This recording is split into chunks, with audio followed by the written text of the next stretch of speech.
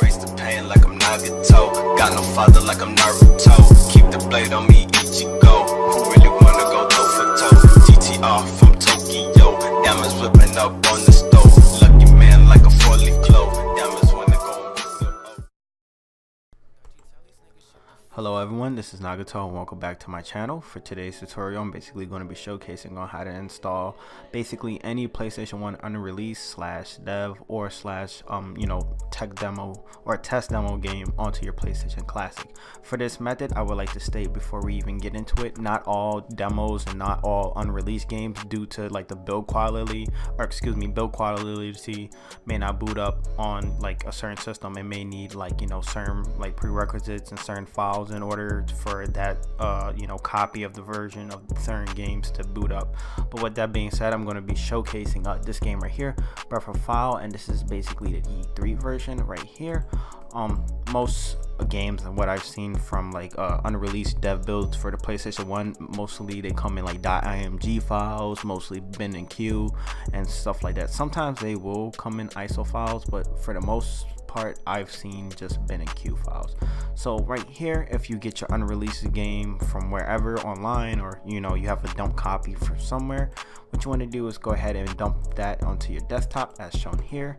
And if you do have a unreleased game that is in bin queue file, make sure you have both files as well. What you'll also need for this process is some type of cover art. This is kind of optional, but I just want to add some cover art just to have a little flair of the game.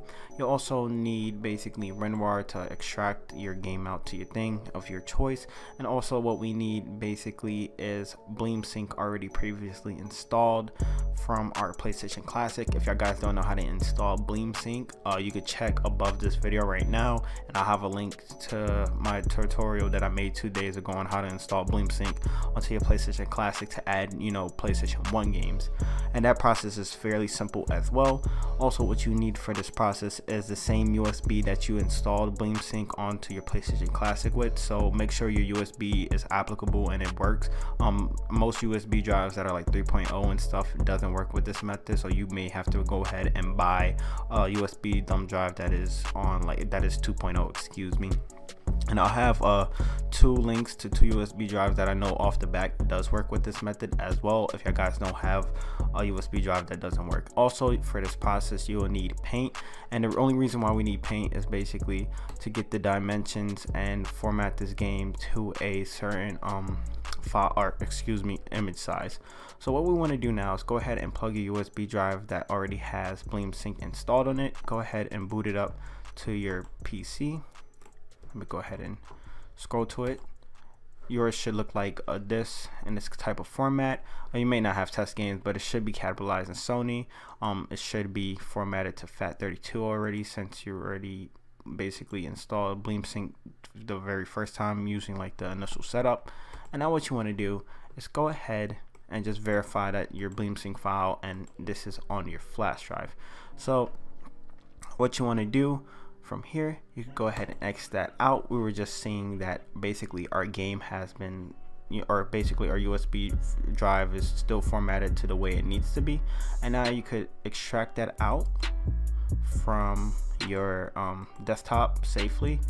And now what we're going to do is go ahead back to our PlayStation Classic, go ahead and insert your USB drive, and then from there what we're going to do is turn it on, plug it into our PC, and then we're going to try to open up BleemSync UI so we can actually sync the game itself. So I'll meet y'all guys while I'll showcase that process.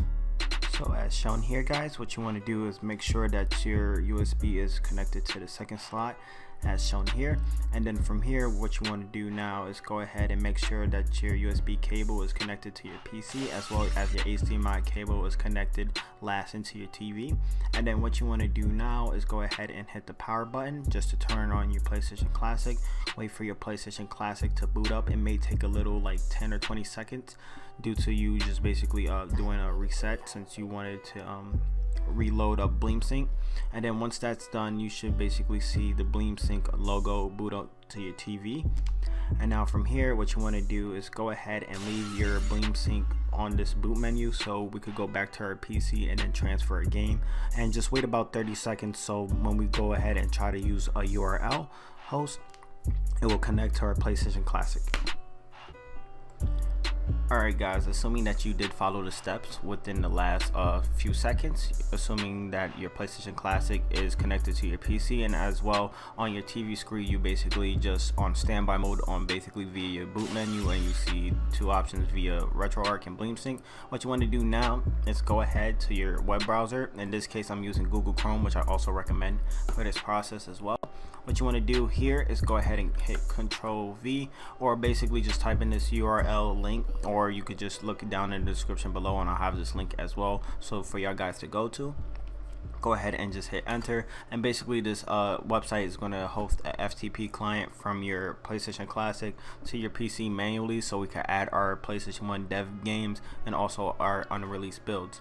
Also, what we need to focus on as well is basically our cover image, and this is optional, but if you guys wanted to, you know, add a little flair to your unreleased dev build and you wanted to run it on your PlayStation Classic, here's how we could format basically our PNG file. So go ahead and right click over it, go to open with, and then go to paint. You can also use Adobe Photoshop, but as for right here guys, I already skipped a few steps ahead, but if you go here to resize to pixel and then unclick maintain aspect ratio, go ahead and set both the horizontal and vertical to these dimensions, so 226 by 226, and then go here and hit OK. And then from there guys, what you want to do is save as, and then save this file or the cover art photo as a PNG, replace it. If it asks you about transparency, just say OK.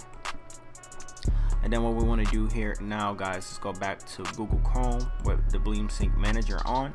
Go ahead and hit choose files, and then from here just go ahead and copy both of your bin and Q file. If your thing is in a bin and Q format, or excuse me, bin and Q format, go ahead and copy both files. If your thing is just a .iso or .img, just go ahead and copy that one file as well. But for bin and Q it has to be both. Go ahead and hit open, and basically it got the two files selected here. What we could do now is just minimize this and drag and drop our file image right here, so basically that could get synced up as well. And now what you want to do, since usually BleemSync will have all this stuff auto populated as well, but since this game is an unreleased E3 version, or basically a developer version of this game or early dev build, this information won't pop up in its database since there's like, you know, no history to it. But what we're going to do now is just go ahead and manually type the title ID.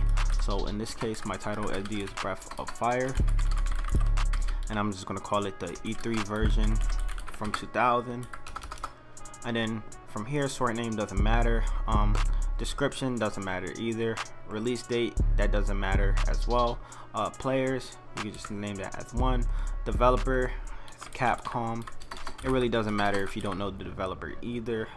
Same thing with the publisher, you just call it Capcom as well. Just Control C.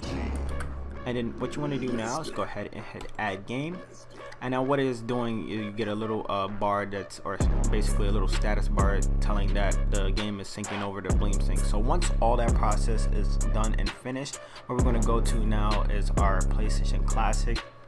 And then from there we're going to basically try to see if the game runs on our PlayStation Classic. And that's how basically it's very simple. It's exactly the same method on how to install basically or add any game to your PlayStation 1 Classic via BleemSync. It's just sometimes with developer builds you may have to, you know, get some prerequisites and try to get other files to see that if the game will work and something like that. Also, if you have RetroArch as well, you could try other BIOS like the NetYarazi dev BIOS that allows, you know, unsigned code and unsigned release builds as opposed to like a retail BIOS as well. But with that being said, I'm gonna go ahead and switch over to the PlayStation Classic since this thing doesn't have that tune, or it basically doesn't have that much longer to finish. So I'll meet you guys back on the PlayStation Classic once this process has been done. So as shown here guys, you see my PlayStation Classic on the TV. What you want to do now is go ahead and hit BleemSync. And now it basically is going to go to the typical PlayStation UI menu, and as you see here, our dev build of our game has successfully shown up onto basically the little main menu. All you want to do is go ahead and click X, and now just wait for the game to basically boot up. So this is a good sign that our dev build will be working due to the fact that it already booted into the typical PlayStation BIOS or the boot up screen. And now from here, as you see guys, our dev build has successfully been booted up onto our system. And now if you guys have any questions or any concerns or you want to like a little test list of which games don't work or not, please feel free in the comment section below to ask, any questions. But with that being said, my name is Nagato and I'm signing out. Thank you guys for watching. Peace.